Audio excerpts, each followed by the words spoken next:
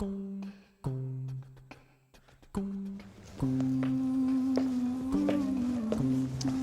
are now official relics, yes? Relics. Ticket, yeah. February 14th to us, to a lot of people it's Valentine's Day, but to us it's Bolero Day. He was in town. Bolero has become like a very special thing. I think it's become more special as the years have gone by. I mean, you know, people are still talking about it. Aha. I recognise those. Wow. Gosh, I can't believe it. It's 25 years old. You most probably could get back into that. What do you mean, most probably? The more we progressed, everything became integral. The musical choice, the costume choice, the choreography.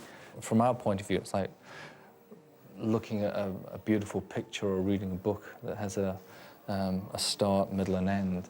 Come on, Jane, hold it up. Okay. Dun, dun, dun, dun, dun, dun, dun. You don't have to sing. Please don't sing.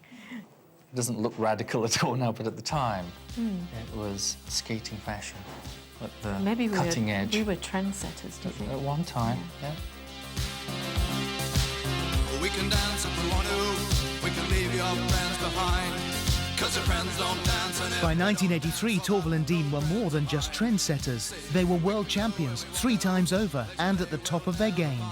Now their sights were set on the upcoming Olympics, and the world was waiting to see what they'd come up with next.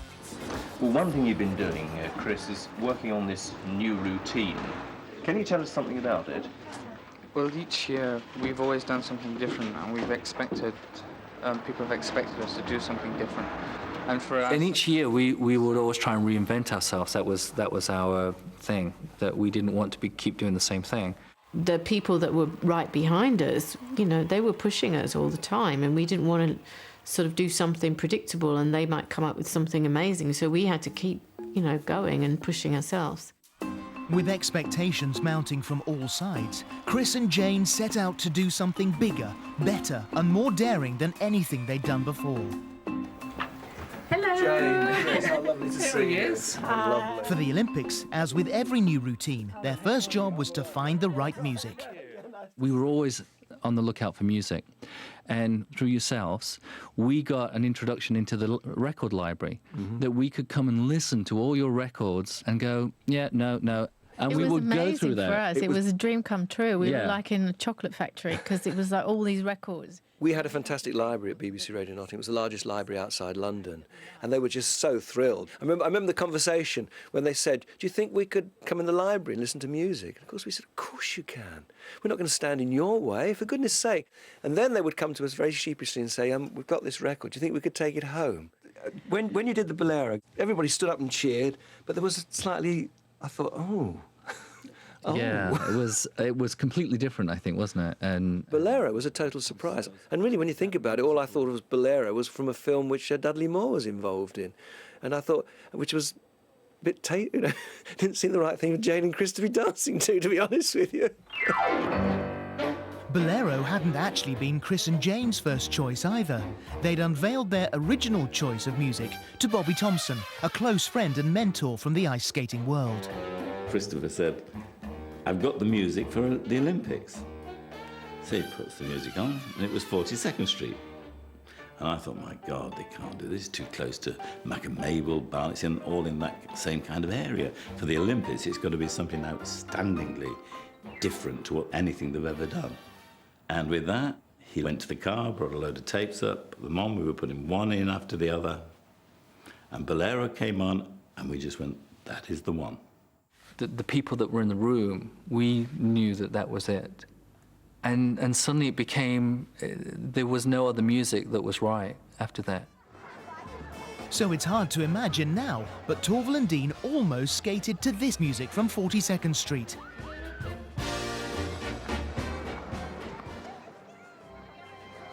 Instead, what they gave us was ice skating's unforgettable anthem, Ravel's Bolero. As famous as it was before, they took that piece of music to another level. They did for the piece of music, what the piece of music did for them kind of thing. So it was a lovely marriage. There is something about that piece of music. There is no other piece of music in the whole of ice skating I could hum to you. That one, absolutely, truly iconic. I really like the start. It goes bum ba da da dum da da da dum bum bum ba da da dum da da da dum dum. Da da da da da da da dum da da da. The music really kind of gets you, especially when you're skating. It's really kind of, it's weird. It kind of takes over you. It's passion. It's beauty. As soon as it starts up, it sends shivers down my spine. It's just amazing. It's that dun dun dun dun dun dun dun dun that really just sets you off into taking you somewhere else. Oh God, it's just so yummy. My favourite bits are dum da la la da, dum da la da, Da da dum, da da da da dum. That's the bit I remember the most. So there you go. It was obviously the right choice. But Chris and Jane had a problem.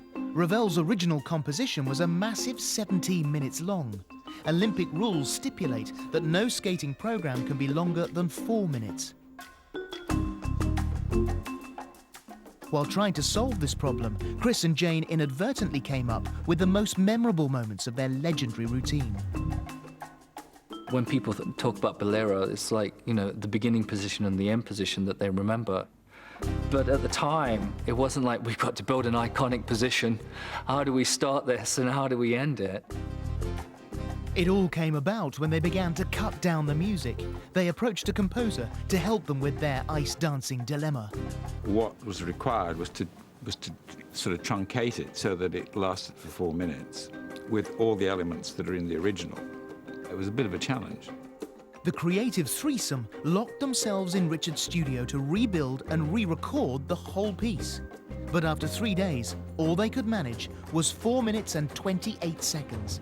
It was still too long. We couldn't shorten it anymore without losing the feeling of it. They had to figure a way out of living with it. How they lived with it was to bend the rules of ice dancing by starting their skating performance for the first time in history without actually skating. The interpretation of the rules were, we stop the stopwatch when you start to skate.